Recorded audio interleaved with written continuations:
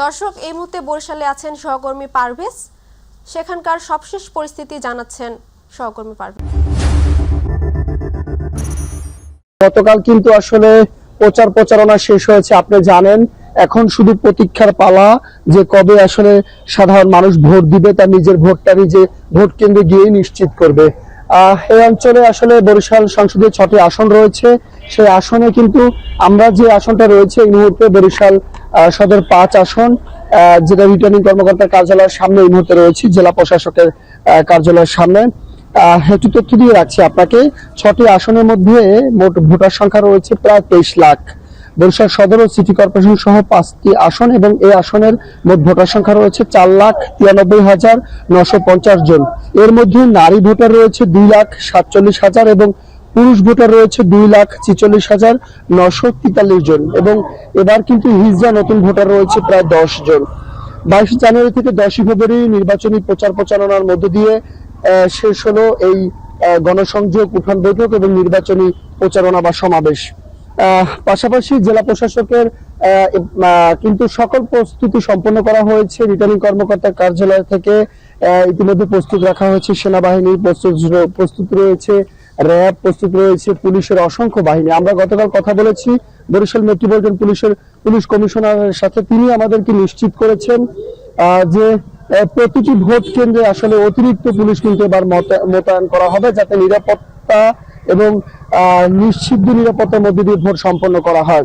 পাশাপাশি বরিশালে কিন্তু এবার বরিশাল সদর আসনে আর কি, বিশেষ করে বরিশাল সহ মহানগর এবং জেলার প্রায় 199টি ভোট কেন্দ্র রয়েছে। এর মধ্যে 22টি ভোট কেন্দ্র কিন্তু ঝুঁকিপূর্ণের মধ্যে রয়েছে এবং এই 22টি ভোট কেন্দ্রকে যাতে নিরাপত্তার মধ্যে দিয়ে ভোট সম্পন্ন হয় সে লক্ষ্যে প্রতিটা ভোট কেন্দ্রে একজন করে এক্সিকিউটিভ ম্যাজিস্ট্রেট থাকবেন। রাখা হবে পুলিশের প্রায় 13 জন করে সদস্য রাখা হবে। প্রতিটি ভোট কেন্দ্রেই কিন্তু ইতিমধ্যে সিসি ক্যামেরা আওতায় আনা হয়েছে এবং সিসি ক্যামেরার পাশাপাশি পুলিশের প্রত্যেক সদস্যকেই কিন্তু আসলে বডি অন ক্যামেরা কিন্তু নিশ্চিত করা হয়েছে। এছাড়াও ভোট সুষ্ঠু করার লক্ষ্যে কিন্তু ভোট কেন্দ্রের আশেপাশে যাতে কোনো হট্টগোল বা কেউ জমায়েত হতে না পারে, বিশৃঙ্খলা সৃষ্টি করতে না পারে, আতঙ্কিত সৃষ্টি করতে না পারে, সেই লক্ষ্যে কিন্তু পুলিশের স্ট্রাইকিং ফোর্স রাখা হবে সেনাবাহিনীর টহল, রাখা হবে র্যাব, সাদা পোশাকের পুলিশ থাকবে কিন্তু ডিবি পুলিশও। এছাড়া ইতিমধ্যে রিটার্নিং কর্মকর্তার কার্যালয়ে ব্যালট বক্সের যে বক্সগুলো রয়েছে বা সরঞ্জিবি যেগুলো রয়েছে সেগুলো কিন্তু চলে আসছে বরিশালে। এবং আগামীকাল যেসব এলাকা দূরে রয়েছে, দূরবর্তী বা জানেন নদী বেষ্টিত বরিশাল অঞ্চল, সেই নদীর এলাকায় কিন্তু বিভিন্ন যোগে আসলে পাঠানো হবে, ট্রলার, ছোট বড় লঞ্চ করে পাঠানো হবে, সড়ক পথে পাঠানো হবে এবং পুলিশের সাথে সাথে আনসার সহ আর্মস থাকবে তাদের এইসব সরঞ্জামি কেন্দ্রে পাঠানোর নিরাপত্তা নিশ্চিত করার জন্য। সব মিলিয়ে কিন্তু ইতিমধ্যে আসলে নির্বাচনের পরিবেশ সৃষ্টি হয়েছে এবং নির্বাচন ভোট গ্রহণের জন্য সকল প্রস্তুতি সম্পন্ন করা হয়েছে। আরেকটি তথ্য দিয়ে রাখছি, সরকারি ছুটি কিন্তু বাতিল করা হবে। এ লক্ষ্যে সরকারি বিভিন্ন দপ্তরের কর্মচারীদেরও কিন্তু এই নির্বাচন সুষ্ঠুভাবে উঠানোর লক্ষ্যে কিন্তু তাদের নিয়োজিত রাখা হবে। এই সহ সর্বোপরি কিন্তু এখন পর্যন্ত পরিবেশ নিরাপদ রয়েছে, কোনো অপ্রীতিকর ঘটনা নেই বরিশালে এখন পর্যন্ত। তো আপাতত এই রয়েছে বরিশাল থেকে আমার কাছে ভোট গ্রহণের প্রস্তুতি। আমরা এই মুহূর্তে চলে যাব, আমাদের প্রতিনিধি রয়েছেন ফরিদপুরে, জনি। আমি এই মুহূর্তে রয়েছি ফরিদপুর জেলা প্রশাসকের সামনে। আসলে গতকাল থেকে আজ সকাল থেকেই কিন্তু প্রচারণা শেষ হয়েছে ফরিদপুরে। কথায় এখন কিন্তু অপেক্ষা ভোট গ্রহণের। সেই যে ভোট গ্রহণের অপেক্ষা, এক কথায় 12 তারিখ সকাল থেকে কিন্তু শুরু হবে ভোট গ্রহণ। তো আমরা জানি যে এই ফরিদপুরে মোট 4টি আসন রয়েছে। সেই 4টি আসনে কিন্তু প্রায় 28 জন, 4টি আসনে প্রায় 28 জন, সর্বমোট 28 জন প্রার্থী কিন্তু প্রতিদ্বন্দ্বিতা করছেন এবং এই 4টি আসনের সর্বমোট ভোটার সংখ্যা কিন্তু 17,71,923 জন।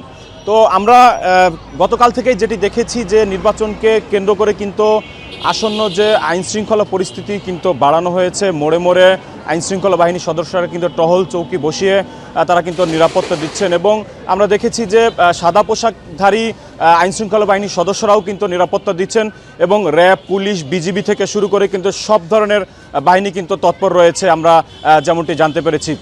তবে আমরা জেলা প্রশাসকের মাধ্যমে যেটি জানতে পেরেছি যে মূলত ফরিদপুরের এখন পর্যন্ত কোনো ধরনের তেমন কোনো বড় ধরনের কোনো সহিংসতার ঘটনা কিন্তু ঘটেনি। তবে আমরা যেটি বলে রাখি যে ফরিদপুর 1 আসন থেকে কিন্তু নির্বাচনে যে হেভিওয়েট প্রার্থীদের মধ্যে কিন্তু নির্বাচন করছেন কৃষক দলের কেন্দ্রীয় সহসভাপতি বিএনপি থেকে তিনি খন্দকার নাসিরুল ইসলাম এবং তার প্রতিদ্বন্দ্বী যিনি প্রার্থী রয়েছেন তিনি 11 দলীয় জোটের যে জামাত জোটের যিনি প্রার্থী রয়েছেন ডক্টর ইলিয়াস মোল্লা। এছাড়া ফরিদপুর 2-এ আপনারা জানেন যে বিএনপির কেন্দ্রীয় সাংগঠনিক সম্পাদক শামা ওবায়দ তিনি কিন্তু প্রতিদ্বন্দ্বিতা করছেন এবং তার নিকটতম প্রতিদ্বন্দ্বী যিনি রয়েছেন তিনি 11 দলীয় জোটের বাংলাদেশ খেলাফত মজলিসের মাওলানা শাহ আকরাম আলী। এছাড়াও আমরা ফরিদপুর 3 আসনে যেটি জানি যে ফরিদপুর 3 আসনে কেন্দ্রীয় মহিলা দলের যে যুগ্ম সম্পাদিকা চৌধুরী নায়েব ইউসুফ তিনি বিএনপি থেকে প্রতিদ্বন্দ্বিতা করছেন এবং তার নিকটতম প্রতিদ্বন্দ্বী আমরা যেটি জানি যে জামাত জোটের যিনি প্রার্থী প্রফেসর আব্দুল তাওয়াব তিনি কিন্তু প্রতিদ্বন্দ্বিতা করছেন। এছাড়া আমরা ফরিদপুর 4 যেটি ফরিদপুরের সদরপুর, ভাঙ্গা এবং চরপদর্শন উপজেলা নিয়ে গঠিত, সেখানে প্রতিদ্বন্দ্বিতা করছেন বিএনপি থেকে বিএনপির যে কেন্দ্রীয় কৃষক দলের সাধারণ সম্পাদক শহীদুল ইসলাম বাবুল এবং তার নিকটতম প্রতিদ্বন্দ্বী আমরা দেখেছি যে জামাত জোটের যিনি প্রার্থী মাওলানা সারোয়ার হোসেন তিনি প্রতিদ্বন্দ্বিতা করছেন। এছাড়াও কিন্তু সর্বমোট 28 জন প্রার্থী ফরিদপুরে 4টি আসনে প্রতিদ্বন্দ্বিতা করছেন। তো সব কিছু মিলে আমরা এখন পর্যন্ত যেটি জানি যে ইতিমধ্যে কিন্তু ভোট কেন্দ্রগুলোতে সর্বোচ্চ নিরাপত্তা বাড়ানো হয়েছে এবং ভোট কেন্দ্রে কিন্তু সব ধরনের প্রস্তুতি নেওয়া হয়েছে। শুধুমাত্র 12 তারিখের অপেক্ষায় রয়েছে জনগণ তাদের পছন্দের প্রার্থীকে ভোট দেবেন এবং নতুন বাংলাদেশ গড়া তথা ফরিদপুরের যে 4টি আসনে নতুন যে সংসদ সদস্যকে নির্বাচন করার অপেক্ষায় কিন্তু রয়েছে জনগণ। তো এই ছিল আমার কাছে ফরিদপুর থেকে নির্বাচনের যে ভোট গ্রহণের যে সর্বশেষ আপডেট। চলে যাচ্ছি স্টুডিওতে। জনি, আপনাকে ধন্যবাদ। দর্শক, ফরিদপুর থেকে নির্বাচনী প্রচারণার সবশেষ জানাচ্ছিলেন প্রতিনিধি জনি।